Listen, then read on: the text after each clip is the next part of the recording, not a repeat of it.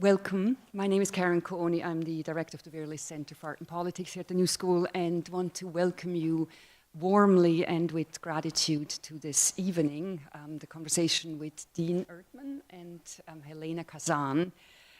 This is the second day of the Vera List Center's Forum 2018, and so I'm asking you to bear with me for a few minutes. I just want to summarize and review a little bit what was discussed yesterday, because not all of you were able to join us.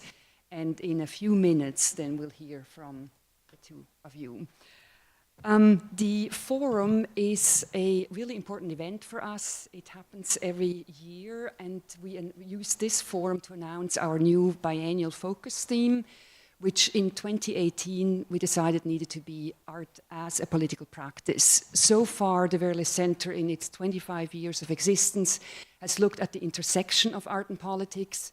And given the political context and the necessity and urgency to be politically active in this space at this very moment, we decided to put the center itself on a test and commit to defining art as a political practice and look at the consequences of what that means for us as an institution as well. If art is a political practice, the Vera List Center also is one, and we need to identify our platform, our deliverables in a way. We have to be much more precise about our constituencies, who we are accountable to, and who we are representing in terms of the institution staff, but also the governance of the Vera List Center. The less practical questions that art as a political practice raise are such as questions about political imaginary, questions of what notion of the political can arise from art practices, and what the opportunities are for political engagement through art. The forum last night and today, and quite a few of the participants spread out into classrooms during the day, is a convening of key stakeholders in these questions and consists of faculty, scholars, artists, policymakers, curators, critics, and writers who came together yesterday and again today. The forum launches art as a political practice as a research theme for the next 2 years. And fortunately, we're accompanied in this research by a number of people. Among them is the recipient and the finalists for the Vera List Center Prize, which is now called the Jane Lombard Prize for Art and Social Justice. There is also you, the audiences who are joining us in this joint collective learning process. And then there are the 2018-2020 Vera List Center Fellows, and they are, again, Dean Erdmann on there, on my right, and then closer to me is Helena Kazan. Before I introduce them properly, let me just briefly recap some of the salient points of yesterday's forum.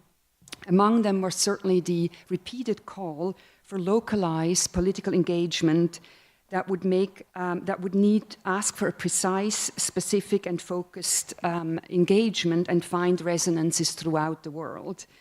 This was presented by curator Richard William Hill, Kouoh, Nontobeko, Ntombela, Uzma Rizvi and Maya Wiley.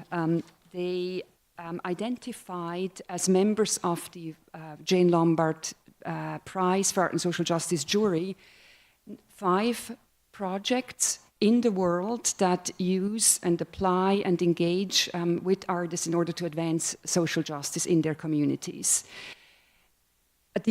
One of the highlights of yesterday's convening and discussion was the announcement of the finalists for the prize, and I just quickly want to honor them by announcing who they are.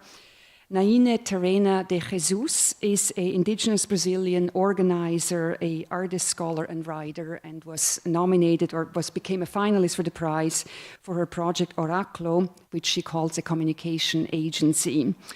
Tiffany Chung is a Vietnamese-American artist and was a finalist for her Vietnamese Exodus project, deeply invested in mapping contemporary and historical patterns of forced migrations. Liz Johnson-Arter is a Russian-Ghanaian photographer committed to community building through portraiture and was honored for her 20-year Black Balloon archive.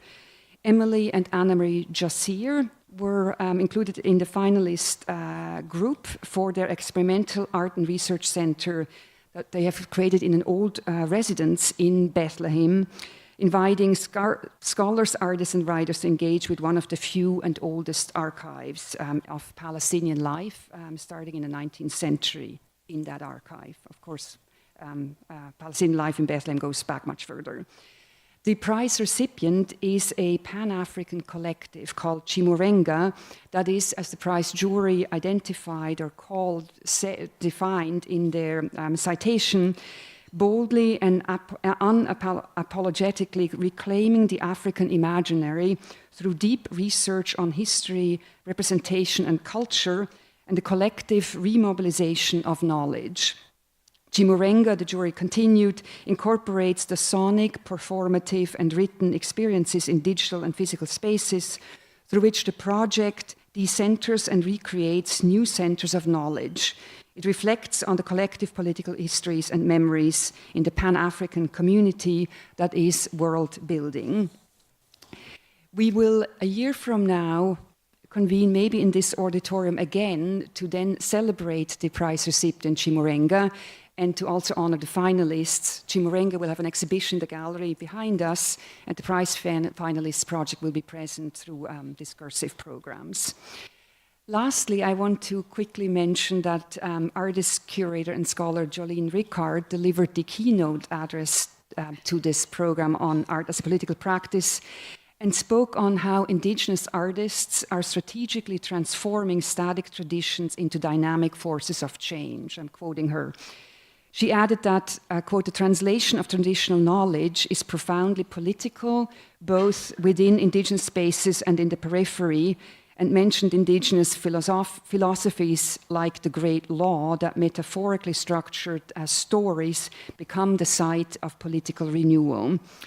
And then Jolene continued saying, quote, indigenous makers both reveal and conceal relationships between humans and non-human beings through leveraging investigations of place-based materials and metaphysical spaces. And I think those two ideas are key for our discussion as well tonight. The idea of leveraging place-based materials and metaphysical spaces, which we'll hear in a moment.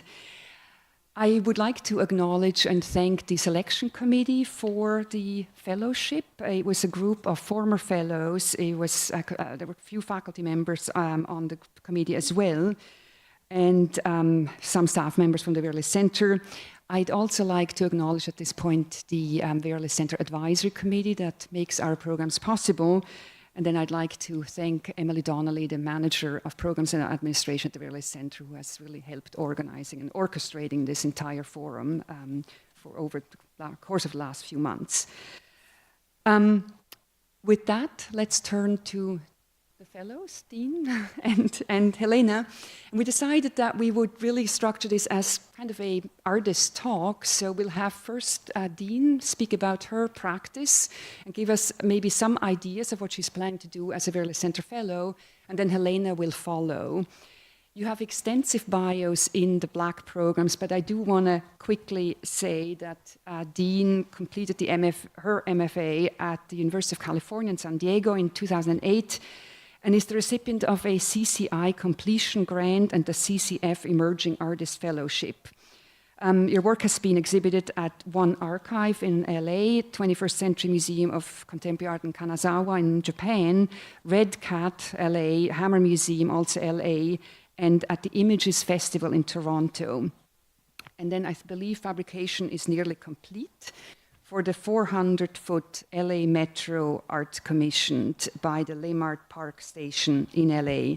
And I think that's scheduled to open in 2019. Why don't we maybe ask you to come up, and then we'll have Helena's introduction in a few moments. All right, so I'll begin with the basics. Across more than a decade of artistic investigation and production, I've developed a practice that invites or provokes experiential seeing and embodied viewership.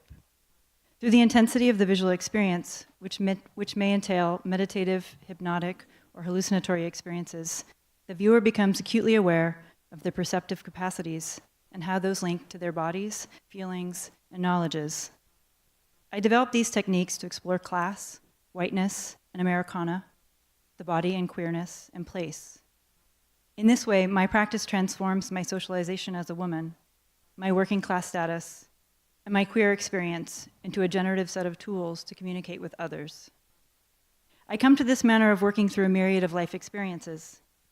Some of these stem from a lifetime spent in a genderqueer body, either closeted or lived, while others are issues of a working class family, financial insecurity and debt, addiction, militarism, low-level crime, and limits in opportunity and education.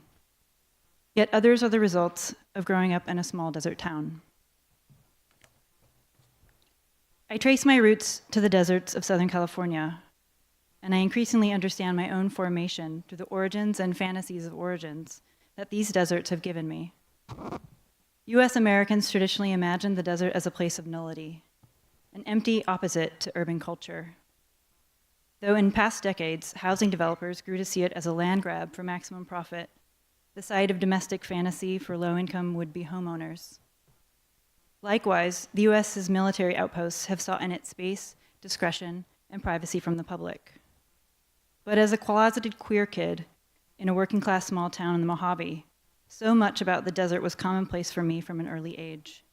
Its sheer physical forces, its radical openings away from the everyday, including misperceptions of time and distance, its mundane histories of global and interplanetary violence, and its imperative towards other ways of being, that I was forced to know it with a great deal of nuance. In fact, the unique strangeness of the desert saved me from perpetually exoticizing it. My own deeply intimate knowledge of the desert's geopolitics forces me to engage differently with the spaces that now inform the work that I make. In deserts, I discover base materiality, queer fragmentations, alchemical reformulations, and cosmic exploration, all sustained by the laboring force that is my working class. I'm going to show 3 separate clips. The first is Donut. It's a piece that I realized in 2008. I think it's a kind of a Rosetta Stone for my work. So we'll just begin that, and then I'll talk a little bit about that after I show it.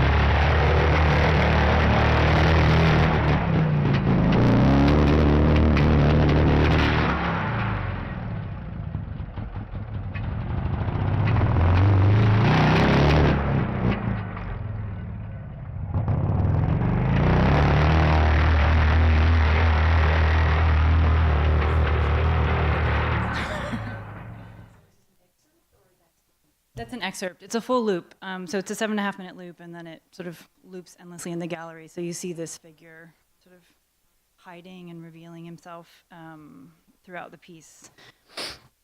So Desert USA, as the project became titled, explored military history, landscape, gender, and class through a series of large photographic portraits and videos of young male writers. The wars in Iraq and Afghanistan were 5 years in, with their domestic effects limited narrowly to US communities like my own. The Chocolate Mountains, a Navy and Marine gunnery range and bombing training site near Ocotillo Wells, which is where this was shot, was a training site for these wars. It was easy to encounter US military personnel on ATVs enjoying weekend getaways from bases in San Diego. Such encounters in the desert brought to mind my brother, who enlisted after high school and from whom I had grown estranged due to our divergent politics. I was struck by our connection through deserts, the ones we grew up in and now distant deserts abroad, and that stitched us to a national narrative. As I crafted my work, I thought much about time and place, here and there, past and present. While labor and working class are recurrent concerns, much of my work involves the queering of vision. This queering can occur in realms that are far from gender or sex. This queer vision informs 4 interrelated concepts that define my practice: the sculptural image, material densities, embodied viewership, and queer experience. As a person living in a gender nonconforming body, my body was never something I could ignore. The specificity of my queer experience foreclosed any illusion of neutrality. Rather, I sought to build from the uniqueness of each viewer. I developed techniques that sometimes made excessive visual demands on my spectators. And I used specific movement and quick cuts to make vision feel active rather than passive. Asking viewers to experience images viscerally and sensorially is to ask them to be embodied viewers, not neutral vessels. It is to ask them to be aware of their full bodies and to listen to their own participation. Another key dimension of the image in my work is its materiality and the force of its very accumulation. I'm concerned with how the image can create meaning in a way that is neither primarily semiotic nor aesthetic, but instead through a sensory environment derived through the image's material quality. In this sense, the image, or more commonly, thousands of images, exist as materiality with their own depths and shapes. So the next work I want to show you is Cosmos, and I'll describe it a little bit after you experience it.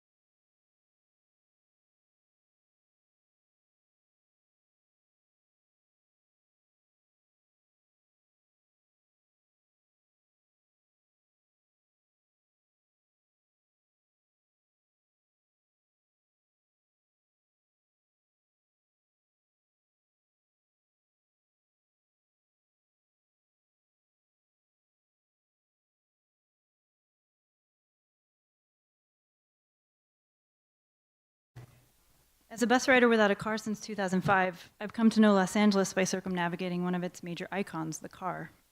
While working at an arts nonprofit and mentoring program, I made the 5-day-a-week commute, 3.5 to 4 hours each day on the city bus from the neighborhood I could afford to the neighborhood where I worked. Working 10-hour days, I had little time for a studio practice and began using the bus as my studio. One of my favorite works from this time is Cosmos. Cosmos transforms the bus windows that had been removed from the LA Metro buses into photographic scans that peer out into space, yet reveal themselves to be the windows that passengers are peering out of as they are awaiting their destination. I acquired these large bus windows from the MTA salvage and scanned them on a flatbed scanner, one section at a time. These highly detailed images helped create what I call a material density in this visual work. The project, in effect, created a collaboration with the city of writers as their presence contributed to the material of the piece.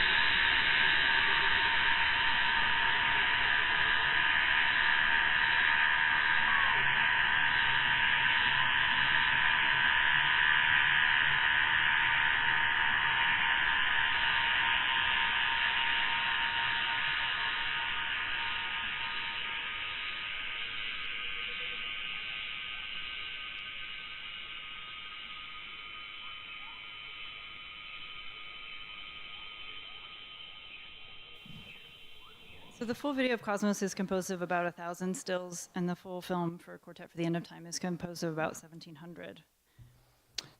Quartet for the End of Time transforms 1,700 photographs to recompose a journey through one of the world's last untouched rainforests in the Cardamom Mountains in Cambodia.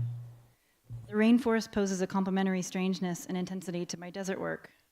Considered one of the most important wilderness areas in Southeast Asia, the area exists in a precarious timeline, threatened in several ways with extinction and destruction. The work unfolds as a visceral hypnotic trip. Questions arise as to what's happening, what one is actually perceiving.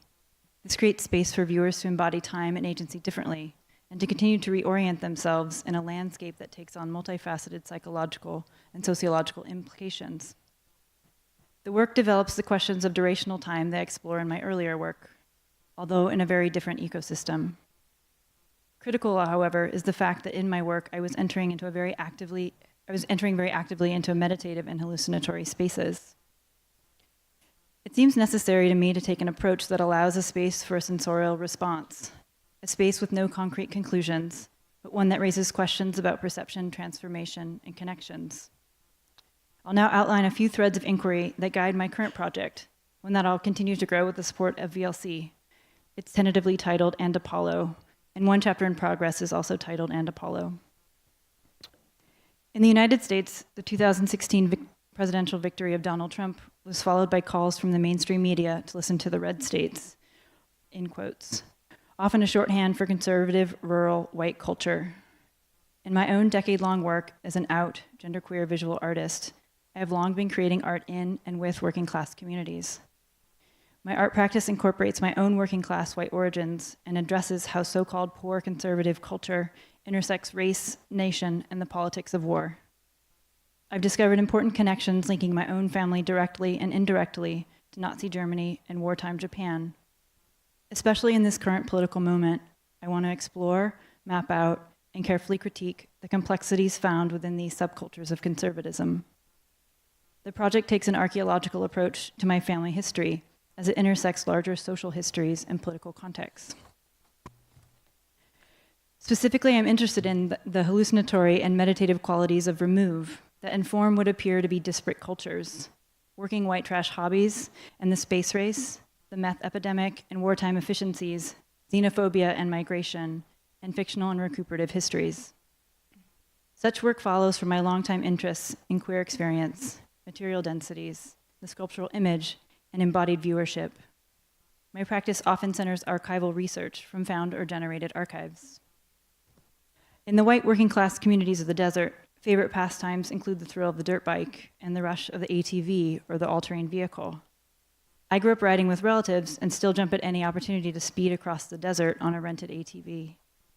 A direct descendant of the moon buggy, the ATV's transport technology can be tied to the Cold War space race and moon landings.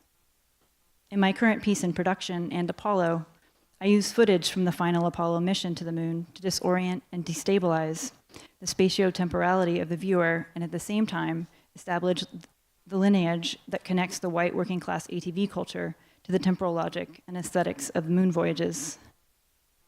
The 1972 moon buggy footage of Apollo 17 that comprises my work in progress offers more than an aesthetic match.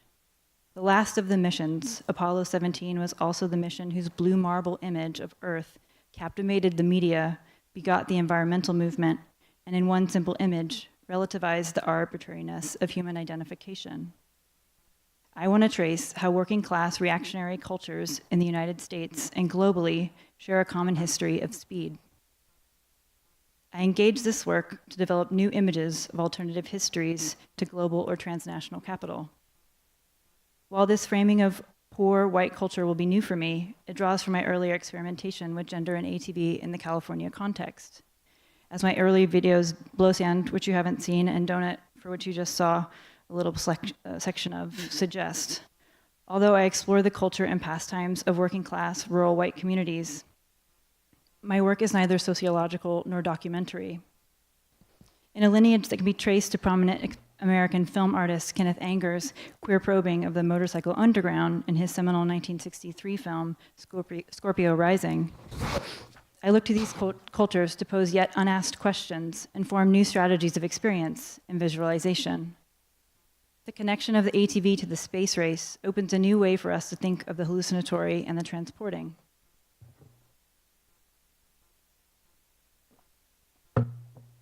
Perhaps no ecosystem beside the desert could so easily lend itself to the queerly pre-rational terrain that critic Kathleen Stewart theorizes as ordinary affect, a place where the ordinary signals, in fact, affective freedom. Dig a little into the Ntombela Desert, and you will find a terrain littered with translucent glass detritus from giant bonfires that local ATV riders build.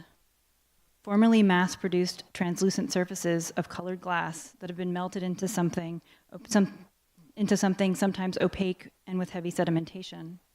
These objects are physical metaphors for my concept of the sculptural image, parts from which new objects can be built, capable of strategically retrieving both reactionary horrors and fleetingly queer ephemerality from the otherwise sequestered terrain of the working class desert.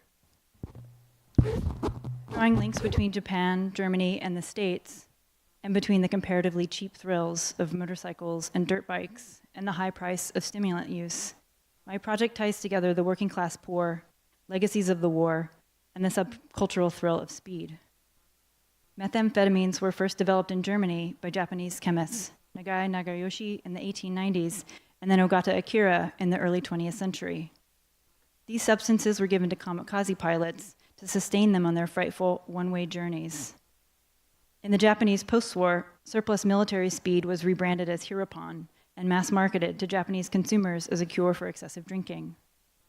German soldiers in World War II similarly relied on Pervitin, a meth product put on the German consumer market in 1938 by the Berlin-based company Temmler-Burke. In the case of the United States, meth use was largely associated with soldiers returning from war in Korea and Vietnam, and associated with West Coast biker culture, such as the Hells Angels.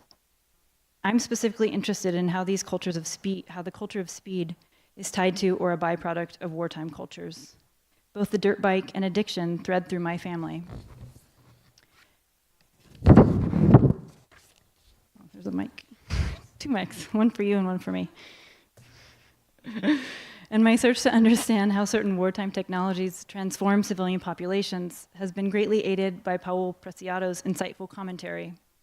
In Testo Junkie, Preciado asserts, there can be no war without biochemical supplements to subjectivity that compel the body and consciousness beyond. Let me start again. There can be no war without biochemical supplements to subjectivity that compel the body and consciousness beyond themselves. In the same way that there is no post-war situation without biochemical supplements that induce amnesia. Additionally, I probe the relationship between the highs of nationalism, systems of belief, and the highs from drugs, stimulants, and substances, followed by an inquiry into what a come-down might look like. I hope to map the experience of the shift in consciousness from one to the other, and to visualize these states in tandem. During the Depression era, my maternal grandparents migrated to California from Oklahoma to escape the Dust Bowl. Their kindness and love during my upbringing were complicated by their racism and homophobia. Among many things, I learned about a rural way of American life, riding horses, wrangling cattle, growing and preserving food, and repair skills. On my father's side, my recently immigrated German relatives were writing and receiving letters from the family that had remained in Germany from the 1910s to the 1950s. These letters described rising costs of goods, the health and death of family members, and occasionally involvement in Nazi-era politics. While I was long aware of my family's German roots, my recent discovery of this trove of letters, exchanged both pre- and post-war, has underscored for me not only the ways in which families can become party to and supportive of racist, genocidal states, but also how conservative working-class cultures have always been global in their networks. Although we tend to think of the working class or rural poor as sedentary and parochial, my own family history, like that of others, shows instead migration, mobility, and a readily global imagining. Alongside this uncovering of this familiar history of hatred, I remain committed to the power of minor and reparative histories. The story of the Magnus Hirschfeld Society, a group of gay men and activists seeking to rebuild the unrebuildable, is a powerful example of this reparative effort. This part of my research collides two historic realities: the xenophobic beliefs of my family as demonstrated in letters from Germany, and my experience in my own genderqueer body. Magnus Hirschfeld's Institute for Sexual Science was founded in 1919 as a communal, sexual, political, and emotional space for people of different genders and orientations. In one anecdote, Hirschfeld is reported to have calculated more than 4 million genders, but then speculated that that must be too low. I locate myself between 147 and 563. That was a joke. It's the only joke in the thing. There you go. Against this background, the ISS provided resources for trans folks, hosted regular queer parties, disseminated information regarding sexual pleasure for queer and heterosexual lovers, gave guidance about birth control, and offered therapy. Hirschfeld also worked in tandem with the women's suffrage movement in Germany. In 1933, the ISS was the target of an early Nazi raid, and the spectacular bonfire of its research, practice, and learning began the horrific destruction of its idealist commitment to constantly different ways of being. In the wake of this violence, the Magnus Hirschfeld Society now pursues the seemingly impossible task of recuperating the Institute, its history, its memory, its research, and its books. Utopian in vision, in their 30 years, the Society has met with limited but powerful success. In connecting my family's letters to the Magnus Hirschfeld Society, the accelerated speeds of the mid-20th century to meth culture's deathly grip, the ATV to the moon buggy, I imagine this work as a conversation. I anticipate the final work as a culmination of research and exploration that manifests an installation of several short time-based works, spatially interwoven with sculpture, photograph, and text. Audiences can move through the installation environment at their own pace, finding their way and navigating connections. Provocative rather than resolute, my goal is an expansive approach to the rightward turn in contemporary political culture and in our understanding of the social.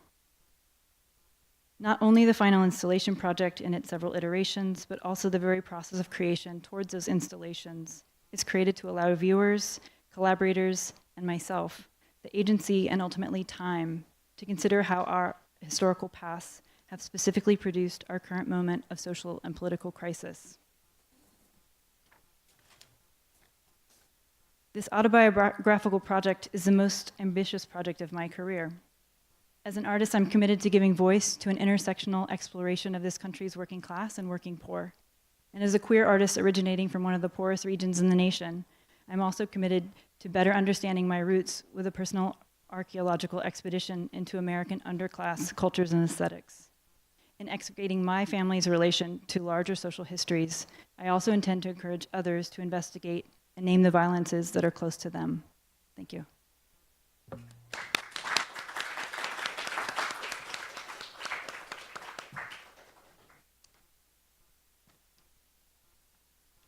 Thank you very much, Steve.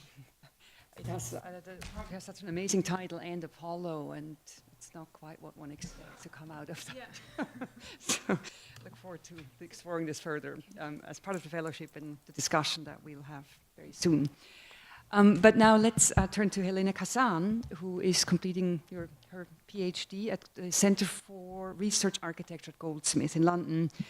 Recently, you curated the exhibition Points of Contact in Lebanon, and your work has been shown in the meantime and before then at the Documenta 14 at the Serpentine Gallery in London, at the Beirut Art Center in Lebanon, Mosaic Rooms London, IBRAS, the Strelka Institute for Media Architecture and Design in Moscow, and the Haus für Kultur und der Welt in Berlin.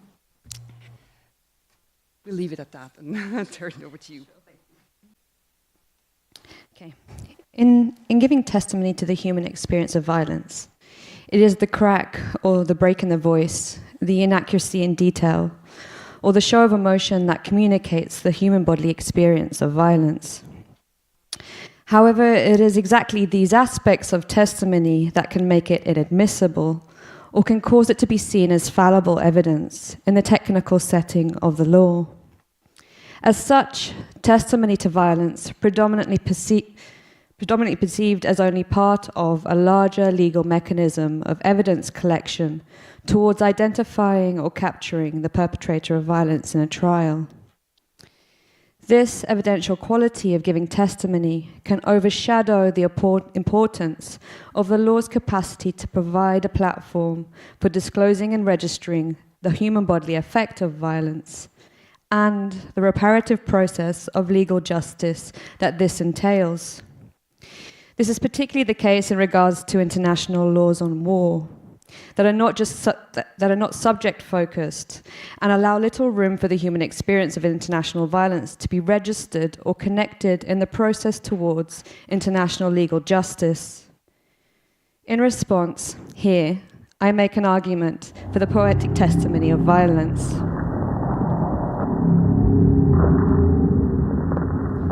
It starts with my question. When did aerial bombardment first have an impact on Lebanon and Syria? Lebanese journalist and activist Habib Bata answers, well, my father, who is 83 years old, always tells us stories of how he remembers being made to hide in a shelter as a child. Silence follows, I respond. But that can't be the civil war then. No, it can't, Habib agrees. Do you know why this bombardment took place? After some pause for thought, he answers, No, I don't. The closing note of Skype sounds the end of our conversation, and I'm left in the room thinking on my own. The sun shines down now on both our bodies as we sit in a cafe and drink coffee. At some point during our conversation, Lebanese actor, director, and visual artist Rabbi Muror says he'll send me his writing from 1991 on the war-imprinted body. because like others who have written on this subject, in this context, he feels that this writing isn't quite finished. I read the words whilst remembering Ode to Joy, a performance by Rabir during which a representation of a targeted bed, the targeted sleeping place of a civilian, is blown up. The performance is described as follows: the process of writing the future as a series of possible scenarios, the failure of the present to deal with reality, and the necessity of fiction to retell the past. In the beginning, we thought we were writing a play about the Palestinian Revolution.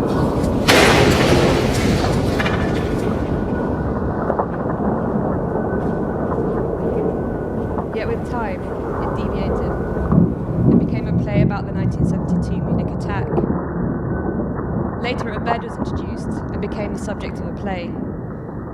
We don't know where this bed is going, but we do know its fate: death by explosion.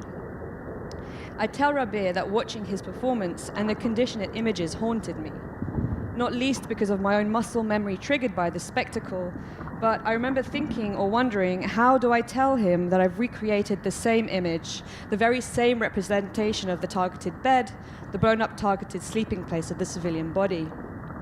By coincidence, both depictions of destruction are performed independently only days apart and mirror this condition across temporal and spatial strata at a distance to Lebanon's violence.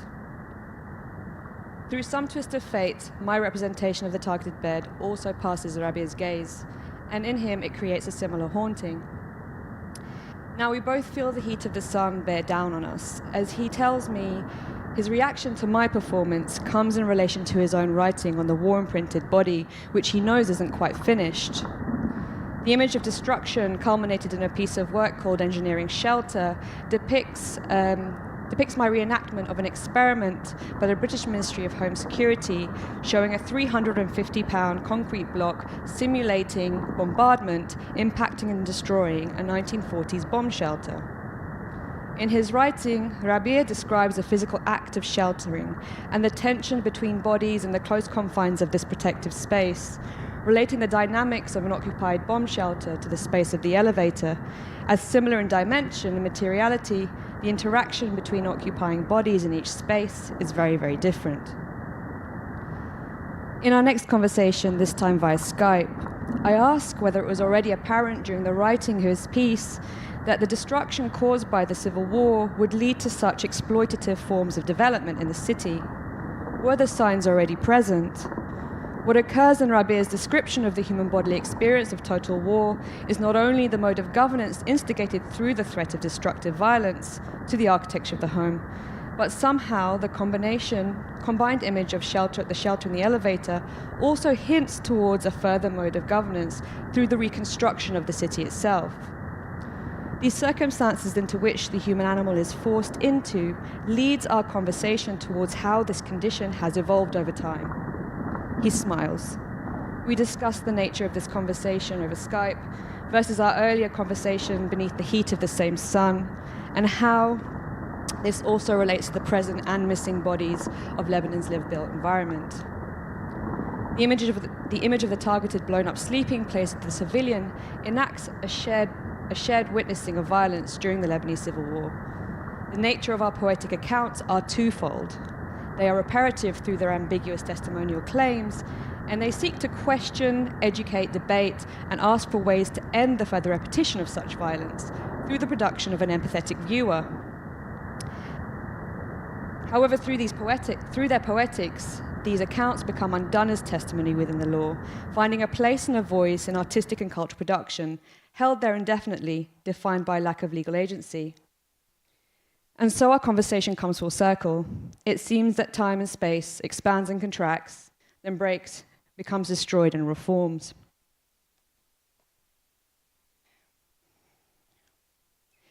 A differential eligibility for recognition under international law imposes a position of vulnerability on those in the line of fire. Legal scholar Yuriko Otomo writes, the idea of humanness over the course of the 20th century becomes dependent upon a particular vision of the international domain and upon certain relations between humanness and technological intervention. Theorist Nishat Awan argues that some vigilance must be directed in considering how the political subject is lost or erased in the technical intervention of the law.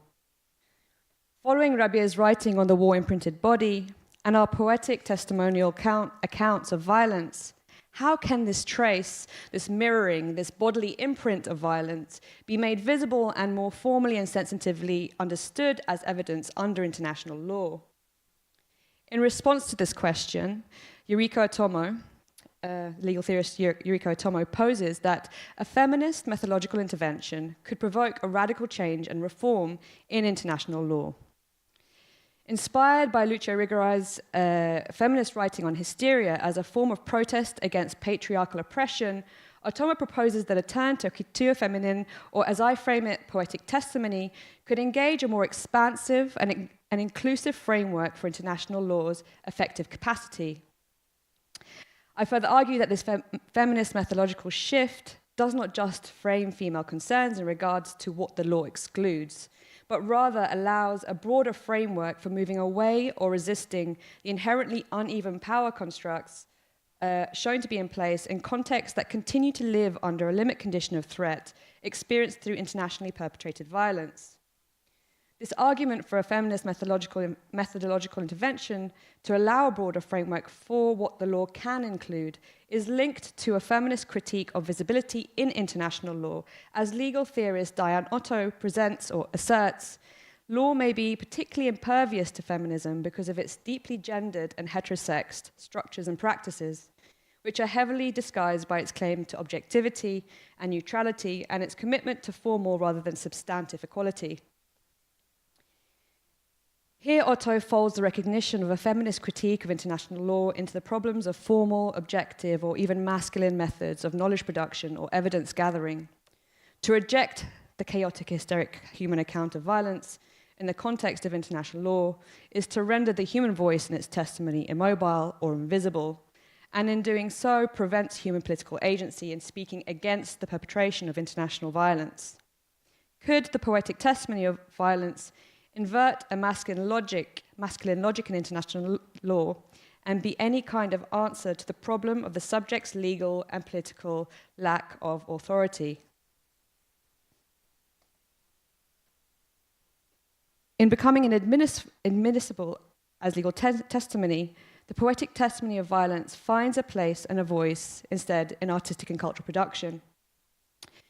By providing space for diverse and nuanced subjectivities through the assembly of poetic testimony, what role does a curator, artist, exhibition, and/or cultural institution play in regards to the register of slow, structural, and spectacular violence? Further, what are the modes of curatorial and artistic practice that give space and voice to the poetic testimonial accounts of this violent effect? These questions assert the political legal agency of the subject and the cultural institution. This proposal inverts the normative logic that the space of cultural production is merely a platform for representation.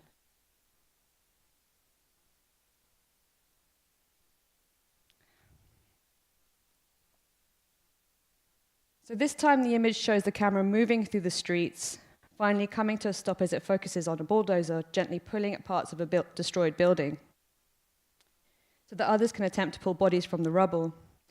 There is no misrepresentation of what is happening here. It is very clear that the capture of these images and the documentation of this violence is an instinctive act of resistance against the dehumanizing effect of both political rhetoric and distorted coverage in the international media of the violence of the 2006 war in Lebanon. I sit with Lebanese filmmaker Rania Stefan on her 5th floor apartment, which offers us some calm above the city's chaos. Surface of the city's chaos, sorry. We continue our protracted conversation.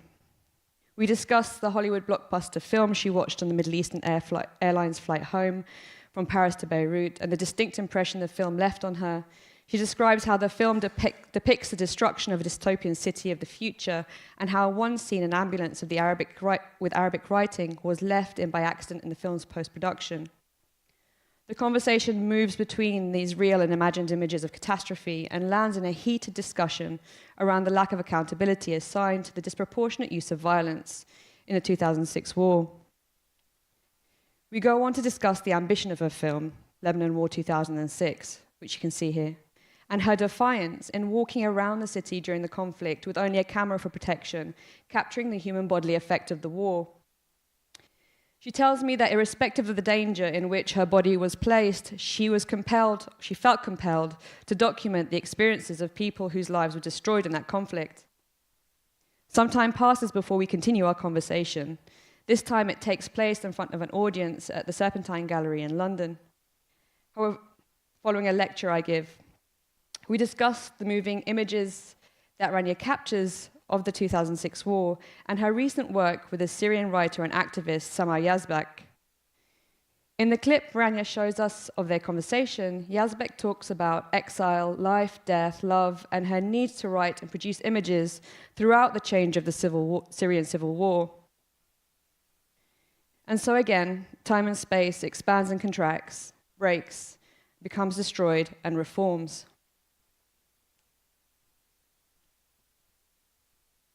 In Sexuality in the Time of War, or on how rape became a crime against humanity, Sharon Slewinski asserts the restorative function of the testimonial account through a study of international tribunals that took place in the former Yugoslavia and Rwanda.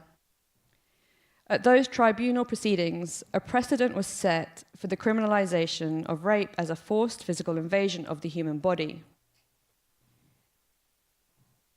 Is there some relation to this physical invasion of the human body that can also occur through the violence of aerial bombardment as both a physical and mental invasion, rather than seeing the criminality of the force of aerial bombardment in the act of deploying the weaponry, which can be manipulated to bypass the reach of international law through new technologies of targeting? Could we rethink the perspective of this violence from the viewpoint of when that force inflicts harm on the body itself? The possibility of inverting accountability in relation to aerial bombardment ties into legal scholar Rebecca Krotoff's argument for the need to establish war torts in international law. So currently in domestic law, a tort, as in the law of tort, is a way of imposing state or personal liability for harm to the body, as both physical and emotional. It is important to emphasize here that within international law operates at a state level, in that currently there's no mechanism by which an individual can hold a state accountable for harm to the body, both physically and mentally.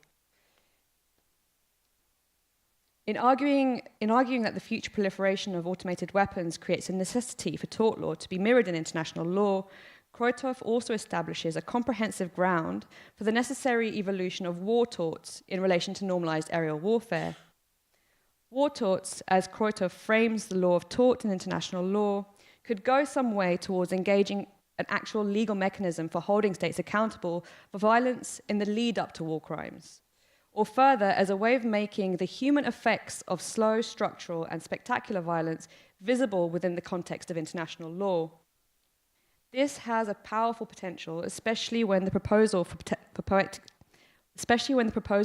testimony and the translation of tort law in international law are combined as a practical way to answer the need for a reparative process of giving testimony to bodily harm as both physical and psychological. So here I'll come to a kind of conclusion by posing some further questions, which is what I'll be planning to do over the next 2 years through the project here. So can the poetic account of the war-imprinted body be reframed as a technique to counter dominant or masculine modes of producing evidence, legal evidence? In this respect, can the poetic testimonial practices shown here be seen as part of a methodological shift towards a couture feminine, or to establish a political position of strength for the subjective account, which has become so far excluded from international law? Can the poetics of the human account of violence be reframed as a necessary expression of violence rather than its fallible quality, and together with the stated facts of events be upheld to provide a more concrete or inclusive account of the subjective experience of slow, structural, and spectacular violence? The space of cultural production could assist with this evolution in international law and be recognized in itself as a radical legal platform. If all these things are possible, then so might a further move towards a reparative legal process that resists or intervenes in the cyclical continuation of such violence, not just in Lebanon and Syria, but also on a global scale. And so coming back to the question I asked at the very beginning to the journalist Habib Butto in regards to when aerial bombardment first took place in Lebanon and Syria, here parts of film which I'll tell you a bit more about afterwards.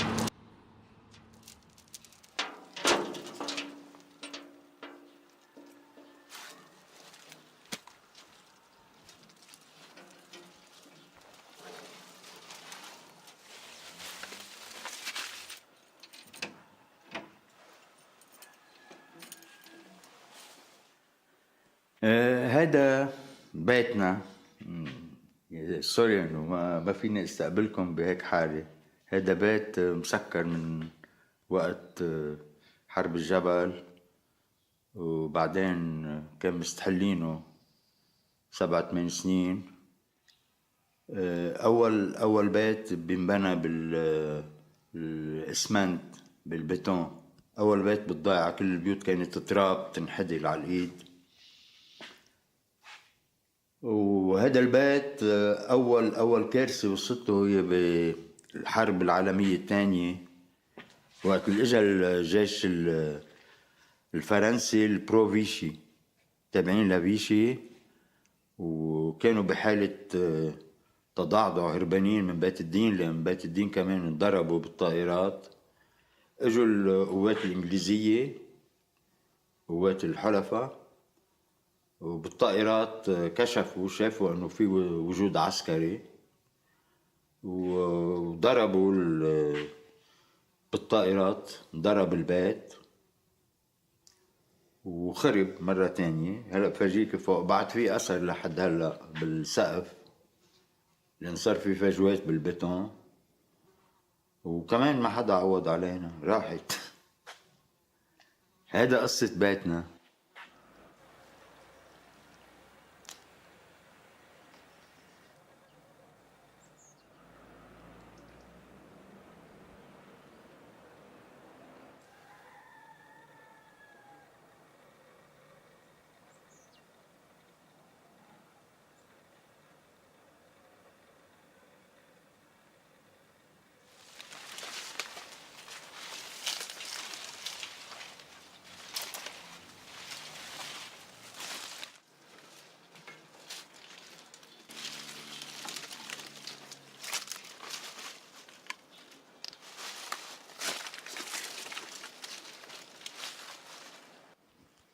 هذا كان أول بيت بتعمر سطحه من إسمنت، وكنا مثل بريفيليجيه، كنا إنه نحن عنا شانس إنه بيتنا من سطحه ما بينحدر، سطحه بيتون. هذا القسم من البيت اللي انضرب بالحرب العالمية الثانية بالطيران الإنجليزي. مثل ما سبق وقلت لك، كان في عسكر فرنسي بروفيشي انه موالي للألمان، كانوا ببيت الدين. كان في المركز القيادي تبعهم مع الجنرال دونس ببيت الدين بالقصر الجمهوري حاليا، وانسحبوا واجوا لهون.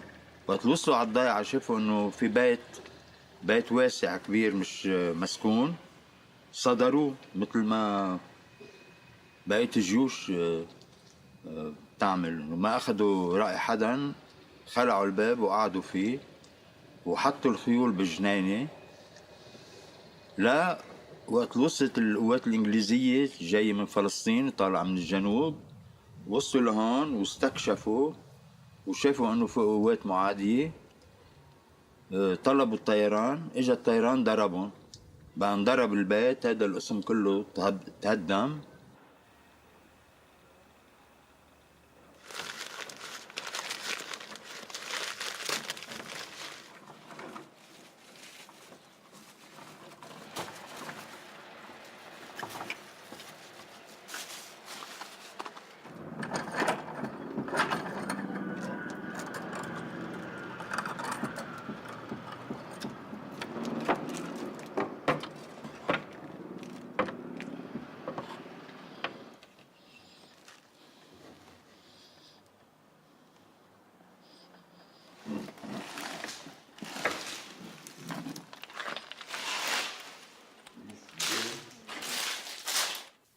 لأعطيك مثل شو خربوا بأيام التهجير. هذه كانت الحمام بقى كلها كان مكسر ومأخوذ كل الأساطر والمغاسل والحمام كل شيء انأخذ. بعد ما صلحنا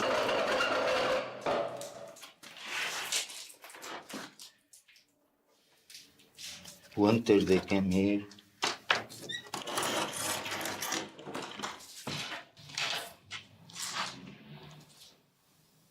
شايف الأثر كله هيدا أثر الضرب.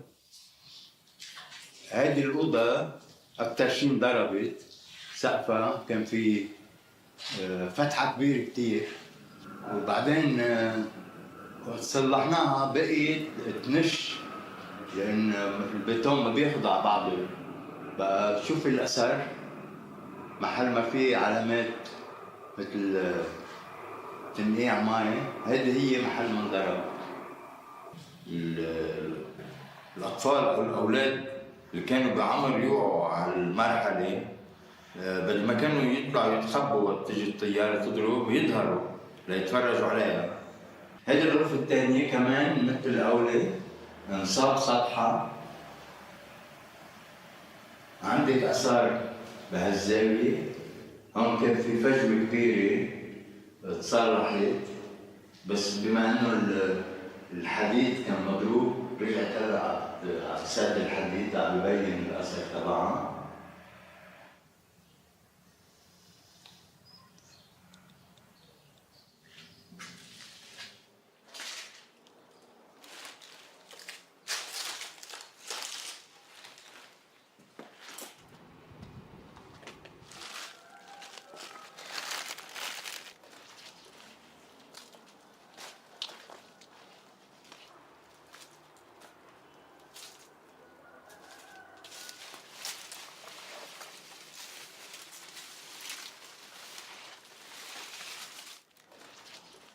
إنه كان في أمل كتير كبير بنهاية الحرب العالمية إنه انتصروا على النازية وصار في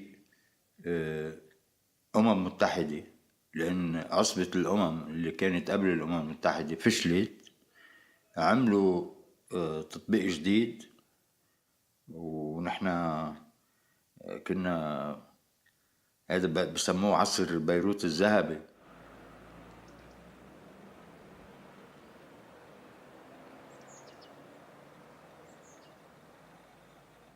Was a lot in here, and I am thrilled at so many convergences and so many ideas that came up in both of your presentations.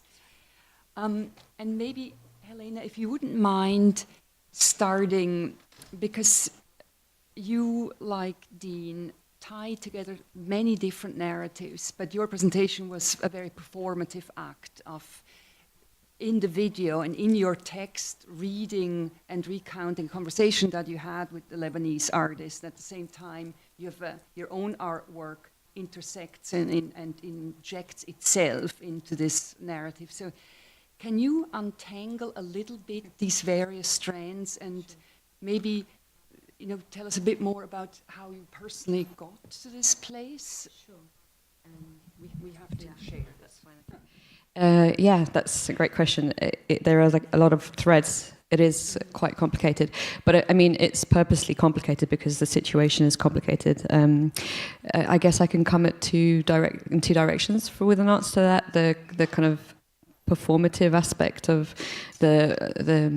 what has been a quite important part of the development of my practice through the performance lecture is necessary for two reasons. Partly because I used to be so anxious from speaking publicly that I had to set a certain strategy in place. So that is in itself quite interesting and important in relation to thinking about the bodily experience of anxiety.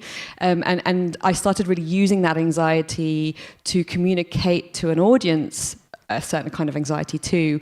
So using the audiovisual material to produce a certain like spatial experience for the audience as well as myself, but to use my own anxiety to kind of communicate that further as well, right? So I talk at the very beginning about like the break and the crack in the voice, and I feel like I really like they are bodily experiences, the presentations of the work, and they are always in conversation with a million different people across different forms of producing knowledge, right? And so it's really important, and it's why it takes place in the presentation of the work that, you know, happenstance conversations sit in alignment with like theoretical texts or theoretical ideas or legal scholars' ideas. You know, these things need to be together and they need to be thought of more closely. And I think, especially when one so much affects the other.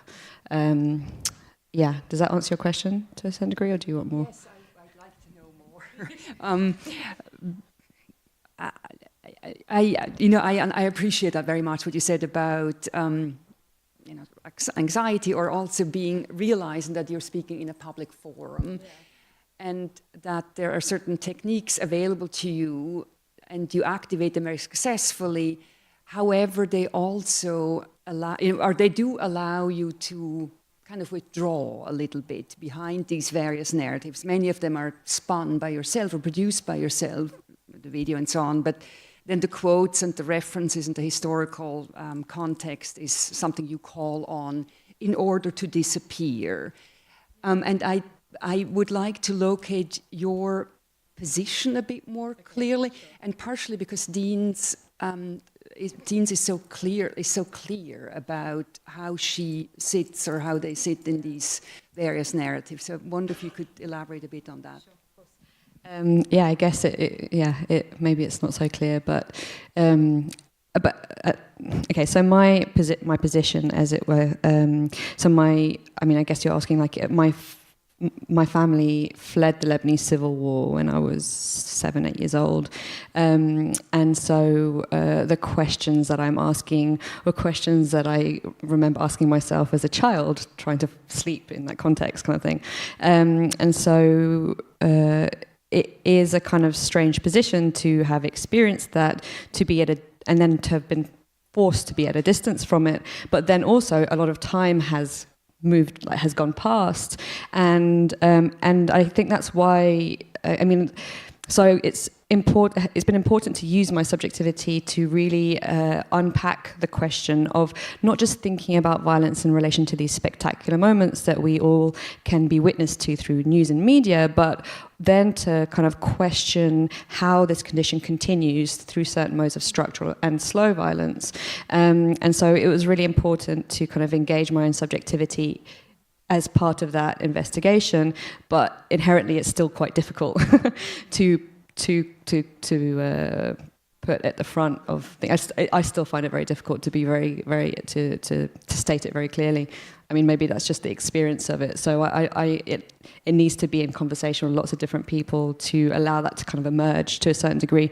But I think probably the piece of work that makes it most clear and present, even though I'm still not in it, is one of the earliest pieces of works that I did that I guess started this whole trajectory of practice. Is a short film that is called Masking Tape Intervention, Lebanon 1989, which is a short film developed entirely from a single archive image of our house in Lebanon. So my father took, basically a month before we fled the war, he went around each room in the house and photographed each room in the house, which is very strange in those days. Like, it was a Kodak Instamatic camera, and in those days people were always in photographs most often. It's quite an unusual thing.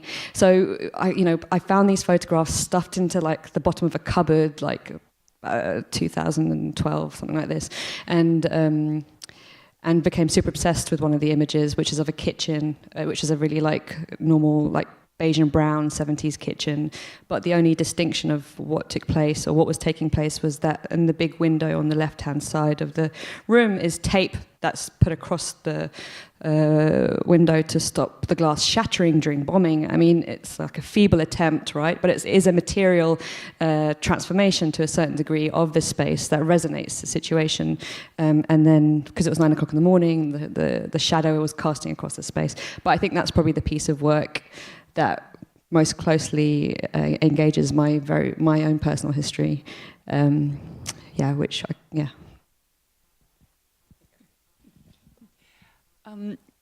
What you also both brought up was questions of time and in the temporal sequence or the rupture thereof. And maybe this is a moment to bring you in, Dean, and to ask a bit more, to get a better sense of the specific moment in which these videos are situated, because there's a lot of evidence of when something happens. I mean, you see an individual and motorbike, or you see a river flowing, so you have a sense of a particular temporal moment. At the same time, there is a structure of abstraction superimposed that the river becomes a pattern, or the forest becomes a pattern of verticals in that case, or the piece you showed us in the middle, I think it was called Cosmos, is a completely abstract tracking of very specific moments because they change and develop.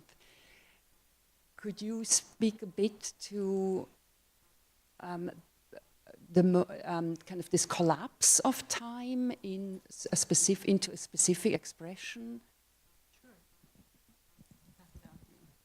I think the way that I structure my work is I often ask people to reorient themselves, to become accustomed to a new form of time, or a time that might begin at a certain pace and then changes midway and goes reverse. And it doesn't feel two-dimensional. I'm interested in things that aren't strictly from here to there. And so I think in the way that I compose my work, that's part of maybe that embodied viewership, where you're looking both at the work and coming back into your own body and trying to assess sort of where you are and what scale of time is this time, how's time passing. So it's really a matter of like sort of returning you to you, or reflecting on yourself and your engagement with this thing. So time is necessarily confusing. Would that relate, Helena, to your a project of providing poetic evidence or testimony and using the term poetry as maybe as an invitation for the viewer and for the viewer to become implicated or effectively involved in a project? Yeah, I mean, I think, like it's, the idea that, to propose that, like the space of cultural production could itself become this like radical legal platform is in itself implicating also the viewer that's taking part and seeing these works themselves, right? I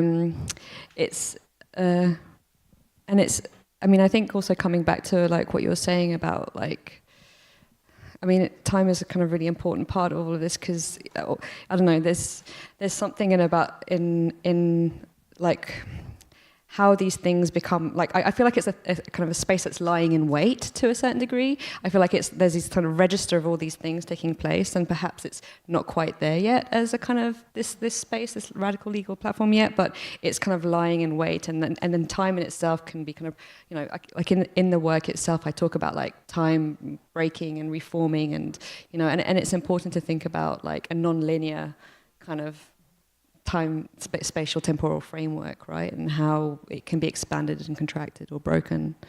Yeah.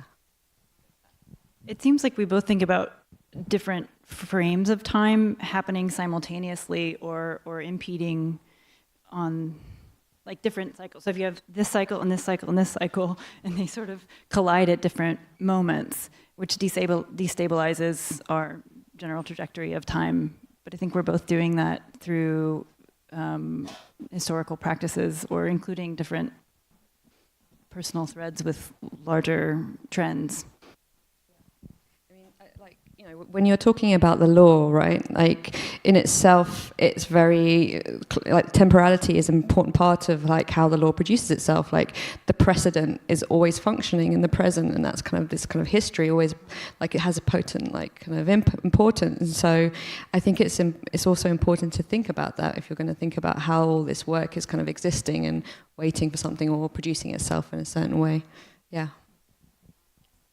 It's also what came up yesterday, so repeatedly, the simultaneity of experiences and collapse of time. I want to make sure that we hear from you and get your questions answered. If you have any, please raise your hand. Is someone there? I'm so sorry that I have arrived a little bit late, but that was very interesting, your presentation. I have a question in relationship to what would be your understanding, or maybe have you been thinking of how was the implementation of the new international humanitarian law? I mean, there, let's say, new adaptations that were introduced between 2008 and 2011, some sort of entangled with the project and the platform that you are, I mean, developing and even, I mean, consistently, I would say, thinking and rethinking and shaping as well, yeah. As curator and, I mean, cultural work at large, I would say, yeah. Thanks. Yeah, I mean, so I mean, I am focusing quite specifically on, I mean, because you need to, because international law is so big, on like the international laws in relation to aerial bombardment, which essentially haven't ever, it's just about impossible to kind of prosecute anyone, like produce war crimes against that. It's nearly impossible, right? And I'm working with a group of like critical legal scholars, and I mean Eureka, like I mentioned a few times, we're working together. I just published a text in a special issue that they published on gender war and technology, which is exactly dealing with what the law excludes more in relation to gender. And I mean, they're all lawyers. I'm the only non-lawyer in the issue, and they're very technical. But these questions are like important, and I think it is really important to, even if it's really important to kind of like resist or to kind of shake things, and you know, just because law is over there or seemingly over a distance from us and we can't touch it, I mean, we can, and then that's basically what I'm trying to attempt to do, is to like demystify parts of it so that we can at least make strange some of these things that seem to be so normalized now, you know? Yeah. Thanks. I'm just be interested to hear this from either of you, that you know, we have obviously both in the U.S. and Europe and other parts of the world, we've gone through a political shockwave, and you know, we seem to be on a precipice, largely associated at times with who owns a narrative, what forms of truth are propagated into political power, what forms are fall off in apathy. It seems like there's a little bit of a thread in both of your work and a lot of the other things that have been part of this forum, connected to the notion of that. You know, how do which form of history survives, which form of reality sort of lives and gets translated into political power. So I'd love to hear any thoughts on those ideas. So which political threads survive, whose stories survive? Is that your question, sort of broken down slightly? Well, I guess I can talk about my project relative to this, but I think about politics in a really ambient kind of way, that it's the quality of the air and the water that we inhabit. So maybe I'm not actually going to answer your question, but I'll talk about this anyway. But I think, you know, there's larger structures for how we share information, for how we share our stories, but I'm interested in the ways in which we feel in ourselves in a day-to-day kind of way. I'm interested in, like I said, the quality of the air and the quality of the water, and if ideology and politics are our water, you know, and in my gills come misogyny and white supremacy, how do I change the quality of that water? So we're talking about the ways in which certain stories survive, but I also think that the ways in which we inhabit our bodies and experience these things day to day is something that's both ephemeral and difficult to track, yet we can't escape it. So I think that's why or that's part of how I've come to this project, is to talk about those things that maybe are outside of those apparatuses that you're talking about. I'll leave it there. Yeah, I mean, it's like no secret, right, that history is written by certain people. Like the clip that you saw is, you know, showing the kind of a testimony of a man who's in his 80s who has, I mean, I interviewed like, I don't know, probably 10 people that I found that were of that age group in Lebanon that had experienced it, and all of them consistently said that no one had ever asked them what their experience of that situation was, right? And imagine getting to like 80 plus years old and no one ever asking you what that first experience was. And so I think like from talking yesterday, I see it as a kind of like a notion of like this kind of issues around translation and communication and how these things can start coming forward. You know, this isn't like a history, but I think it's present, like we need to talk about it now, and that takes a certain amount of translation and communication, and that's not just within this context. Like, I mean, we were talking about it a little bit earlier on, but I also worked on a project for 2 years that was with a Inuit community on the northwest coast of Alaska called Kivalina, and we also had the same concurrent problem of this issue of translation, of like and communication in relation to narrative and language, essentially, like how language was kind of like stopping from certain things coming forward. And I think that's basically what like the work is trying to do now, is like really trying to kind of unpack that, like how do we break down that notion of like the problematics in language and translation when it comes to these technical settings like the law or international law.